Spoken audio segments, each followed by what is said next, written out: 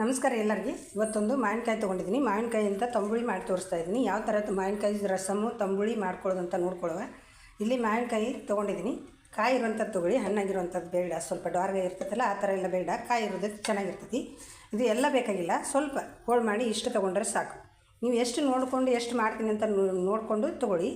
ನಾನಿಲ್ಲಿ ಒಂದು ಕಾಲು ಭಾಗದಷ್ಟು ತೊಗೊಂಡಿದ್ದೀನಿ, ಅರ್ಧನೂ ಅಲ್ಲ ಕಾಲು ಭಾಗ. ನೋಡಿರಿ, ಮಾವಿನಕಾಯಿ ಸಣ್ಣ ಕಟ್ ಮಾಡಿ ಇಟ್ಕೊಂಡಿದ್ದೀನಿ. ಮಿಕ್ಸರ್ ಜಾರಿಗೆ ಹಾಕ್ಕೊಳ್ತಾ ಇದ್ದೀನಿ. ತುಂಬ ಅಂದರೆ ತುಂಬ ಸಿಂಪಲ್ ಐತಿ, ದಿಢೀರಂತ ಮಾಡ್ಕೊಳ್ಳುವಂಥದ್ದು.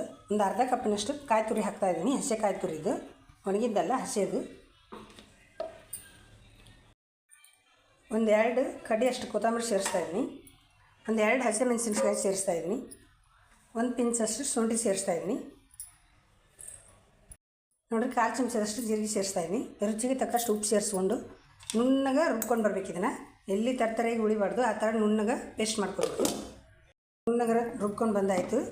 ಇದಕ್ಕೊಂದು ಒಗ್ಗರಣೆ ಮಾಡ್ಕೊಳ್ಳುವ. ಈಗ ಒಗ್ಗರಣೆ ಮಾಡಲಿಕ್ಕೆ ಒಂದು ಪಾತ್ರೆ ಇಟ್ಟು ಒಂದು 2 ಟೀ ಸ್ಪೂನಷ್ಟು ಎಣ್ಣೆ ಹಾಕಿದ್ದೀನಿ. ಎಣ್ಣೆ ಹಾಕಿ ಅದಕ್ಕೆ ಸಾಸಿವೆ ಹಾಕ್ತಾಯಿದ್ದೀನಿ, ಜೀರಿಗೆ ಹಾಕ್ತಾಯಿದ್ದೀನಿ. ಹಂಗೆ ಚಿಟ್ಗುಡ್ತಾ ಇದ್ದಂಗೆ ಒಂದು ಒಣ ಮೆಣಸು ಹಾಕ್ತಾಯಿದ್ದೀನಿ ಒಗ್ಗರಣೆಗೆ. ನೋಡಿರಿ, ಸ್ವಲ್ಪ ಹಿಂಗೆ ಸೇರಿಸ್ತಾಯಿದ್ದೀನಿ. ಸ್ವಲ್ಪ ಕೊತ್ತಂಬರಿ ಸೇರಿಸ್ತಾಯಿದ್ದೀನಿ, ಕಟ್ ಮಾಡಿಟ್ಟಂಥದ್ದು. ಸಣ್ಣ ಉರಿನೇ ಇಡಿ, ಜಾಸ್ತಿ ಉರಿ ಇಡ್ಲಿಕ್ಕೆ ಹೋಗಬೇಡಿ. ಇಷ್ಟು ಒಗ್ಗರಣೆ ಜಾಸ್ತಿ ಮಾಡಲಿಕ್ಕಿಲ್ಲ, ಸಿಂಪಲ್ ಆಗೈತಿ. ಆ ಕಡೆ ಅನ್ನಕ್ಕಿಟ್ಟು ಈ ಕಡೆ ತಂಬುಳಿ ಮಾಡಿಕೊಂಡು ಅನ್ನಕ್ಕೆ ಹಾಕ್ಕೊಂಡು ತಿಂತಾಯಿದ್ರು. ಬಿಸಿ ಅನ್ನಕ್ಕೆ ಈ ಬಿಸಿಲಿಂದಲ್ಲಿ ಒಳ್ಳೆಯದಾಗ್ತದೆ ಆರೋಗ್ಯಕ್ಕೆ.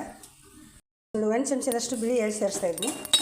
ಬಿಳಿ ಎಳ್ಳು ಆಪ್ಷನಲ್ಲು, ನಿಮ್ಮ ಹತ್ರ ಇಷ್ಟ ಇದ್ದರೆ ಹಾಕ್ಕೊಳ್ಳಿ, ಇಲ್ಲಾಂದರೆ ಹಾಕಬೇಕಂತ ಏನಿಲ್ಲ. ನೋಡಿ, ಎಲ್ಲ ಚಿಟುಗುಡ್ದ ಮೇಲೆ ಇದನ್ನು ತಳಗಿಳಿಸ್ಕೊಂಡು ಸ್ವಲ್ಪ ಅರಿಶಿನ ಸೇರಿಸ್ತಾಯಿದ್ದೀನಿ.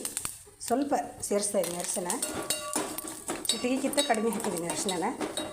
ನೋಡಿ, ಎಲ್ಲ ಆಯಿತು ಒಗ್ಗರಣೆ ತಂಬುಳಿದು ರೆಡಿ ಮಾಡಿದ್ದ ಒಗ್ಗರಣೆಗೆ ಇದನ್ನು ಸೇರಿಸಿ ಎಷ್ಟು ಬೇಕಷ್ಟು ನೀರು ಹಾಕ್ಕೊಂಡ್ರೆ ಆಯ್ತು. ನೋಡಿ, ತಂಬುಳಿ ಅಷ್ಟು ಸೂಪರಾಗಿತ್ತು.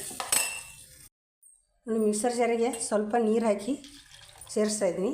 ನೋಡಿರಿ, ಅನ್ನಕ್ಕೆ ಗಟ್ಟಿ ಬೇಕಂದ್ರೆ ಗಟ್ಟಿ ಮಾಡ್ಕೊಬೋದು, ನೀವು ತಿಳು ಬೇಕು ಕುಡಿಲಿಕ್ಕೆ ಅಂದರೆ ತಿಳುವಾಗಿ ಮಾಡ್ಕೊಬೋದು. ನೋಡಿರಿ, ಸೂಪರಾಗಿ ಹೋಯ್ತು ತಂಬುಳಿ.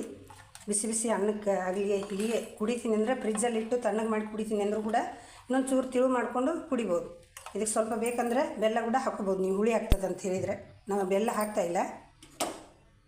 ನೋಡ್ರಲ್ಲ, ಮಾವಿನಕಾಯಿ ತಂಬುಳಿ ಯಾವ ಥರ ಮಾಡೋದಂತ ನೋಡ್ಕೊಂಡ್ರಲ್ಲ, ನೀವು ಸಹ ಮಾಡ್ಕೊಳ್ಳಿ. ಹೇಗೆ ಅಂತ ತಿಳಿಸಿ.